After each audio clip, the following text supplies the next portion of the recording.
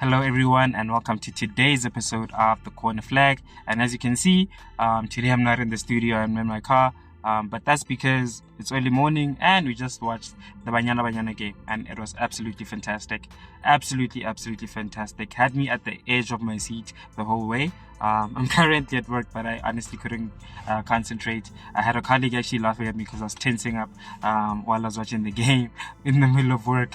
But it was absolutely fantastic from the girls. When the game started, we obviously thought, wow, this is probably another one of the games that we played like in the past. We were bound to lose. In the previous two games, we drew a game that we should have won. We lost a game that also we should have won.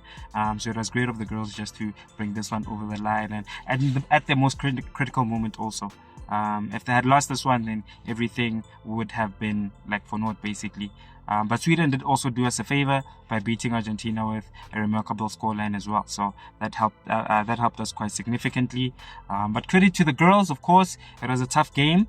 As we said, started off 1-0 from a penalty early on, and that put on the pressure on us like from the get-go. It was not an easy game from there. The girls had to chase. It was a lot of inviting in pressure and hoofing the ball up forward. Inviting in pressure, hoofing the ball up forward.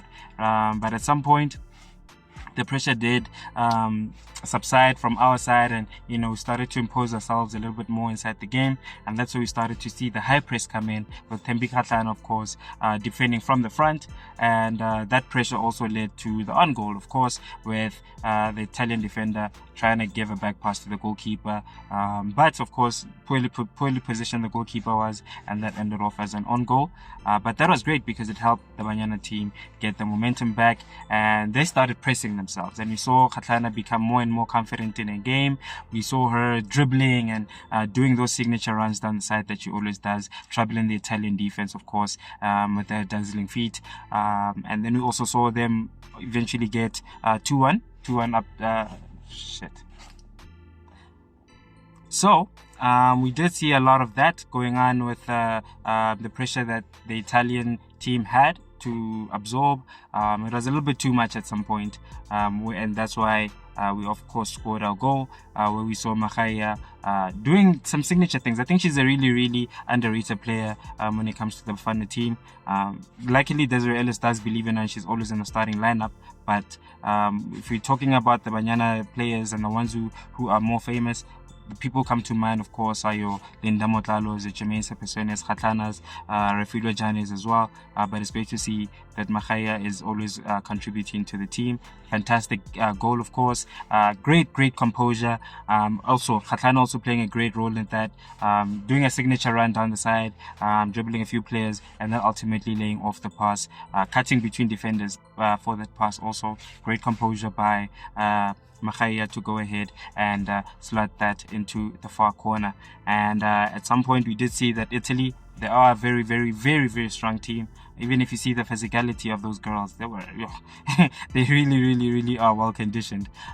So they really did come back into the game at some point, where we saw, I think it was their number 10 scored in a corner kick, and that's always been the crux. I feel like if there's one weakness that Banyana has and they really have to work on, it's the corner kick situations. How many times have we lost out when it comes to that type of situation? So I think it's one that we need to address, especially going forward, when we're going to be playing against stronger opposition.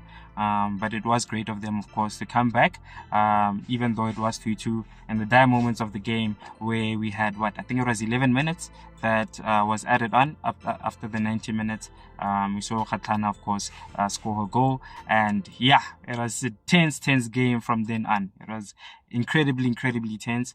Kgatlana also coming back from an injury layoff that lasted over 12 months, of course. She didn't really get too much playing time, but from the progression of where she was and where she is right now, to be scoring in the World Cup and taking a team, captaining a team, of course, and taking it to the next round, into the round of 16, is an incredible margin for her. So we're really proud of the girls.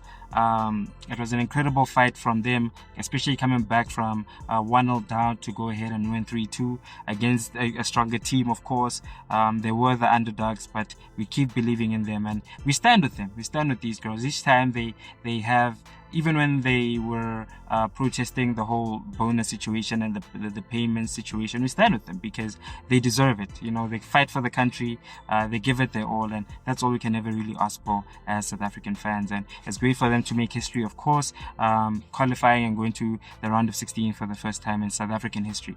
For any team, this is Banyana and Bafana included, right? So it's great of them to do this, and we're proud of them. We're still expecting a lot more, and yeah, great to see what they'll be doing in the next round.